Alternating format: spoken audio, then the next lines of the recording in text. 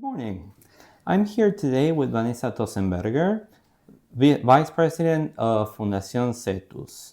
And full disclosure, I'm a research associate at Fundación Cethus. She holds a bachelor in biological sciences from the University of Buenos Aires. She's CITES Scientific Authority for Argentina, whose next meeting is in November in Uzbekistan, right after our COP.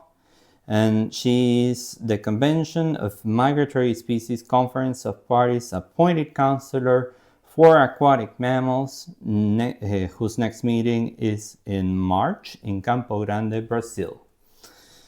Thank you for having us. Thank you for giving me the time for let you know who I am and what I'm doing. Of course. Would you mind telling our audience a little bit about your role within Cethus Foundation? Yes, of course. My role is as vice president.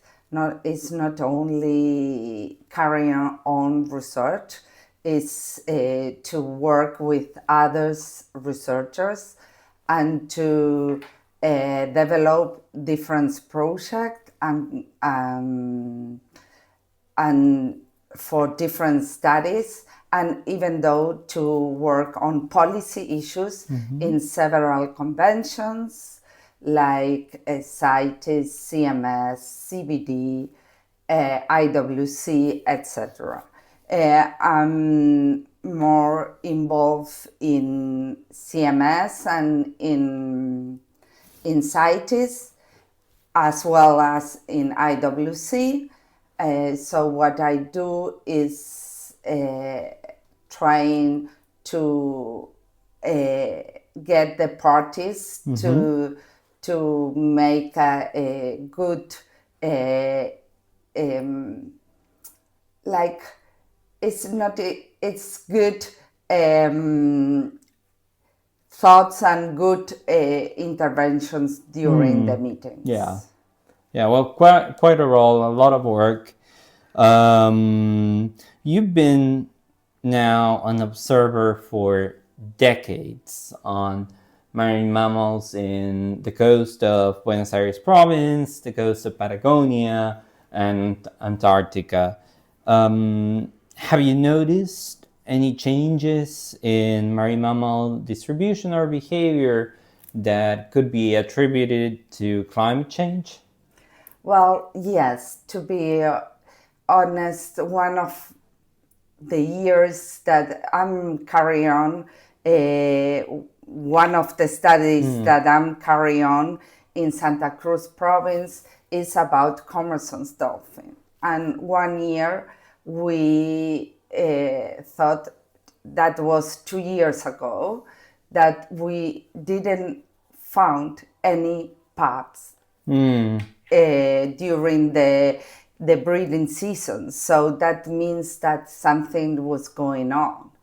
After seeing that, we control the water temperature. We saw that it was higher than in other years. So that was a clear evidence of the change of the climate change.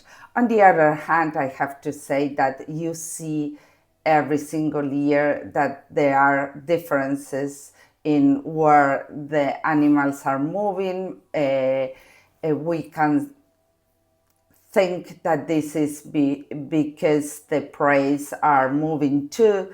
So all these reasons make us think that the climate change are inducing this animal to change their behavior. Yeah, like a major readjustment. Are there, in your view, any particular species that are especially vulnerable to climate change? Well, I have to say that during the different meetings that I attend, last February, I was in a CMS climate change workshop, and in this workshop, identify several cetacean species that are most threatened by the climate change. One of the species is the river dolphins that we have in South America. It's one of the highest.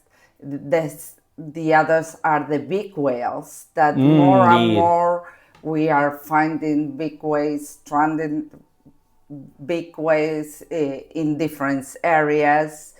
And the others, if we have to say, are the large whales, because they need to migrate in hundreds of kilometers for changing the breeding season, for feeding season, and you see that the behavior have changed. Yeah. Would you mind telling our audience about the sampling methods you use? I'm sure our audience would appreciate knowing about them because they are quite unknown outside of the conservation world. Well, one of my specific works, and you can see here, is photo ID. During the difference, I try to do all this, the studies without touching the animals and things. This is, I'm trying to see how the animals behave by themselves, trying not to make any interaction with them. So what I do is photo ID from the different populations, and I follow these populations during the years. And for example, in Bahia San Julian, where the Commerson's dolphins live,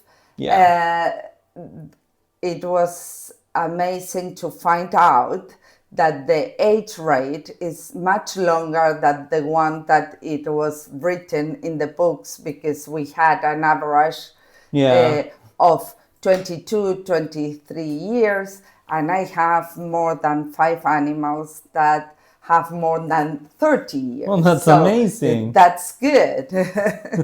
That's good. And so these kind of things help us to know the social structure, who interacts with whom, to recognize how many pups can have during their life, because we are following them all their life. So it's a great job. I love it. It must be wonderful, because essentially you're identifying these animals one by one, giving them a name, and to track them through the years, and just by their scars or any marks on their body, you're able to tell if a particular individual is still present after many years. Yes. And the other thing is to see if they have different kind of marks that has to understand if the marks were being made by another animals, or if the mark has an anthropogenic cause. Right. Like if we just to let the audience know that the bycatch is the most threatening issue for whales and dolphins. So if we find out that a population has a lot of scratch made by different kind of nets, we can propose different kind of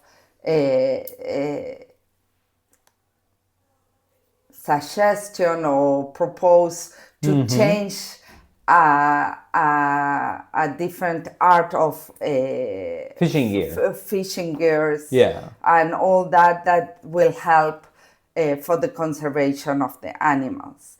Even though to see if And another thing is to see if they have more marks, for example, made by any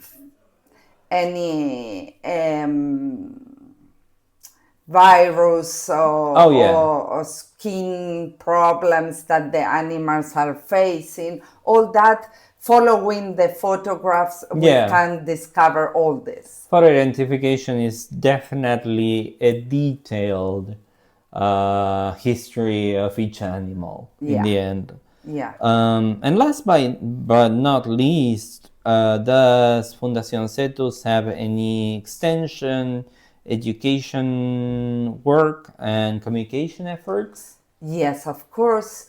Fundación Cethus is an organization that during the years we have 3 pillars, which is education, conservation, and to let people know what we are doing for the benefit of the cetaceans. So with that, what we do is different educational program. We have the possibility to have volunteers to do their thesis in our in our like you have done.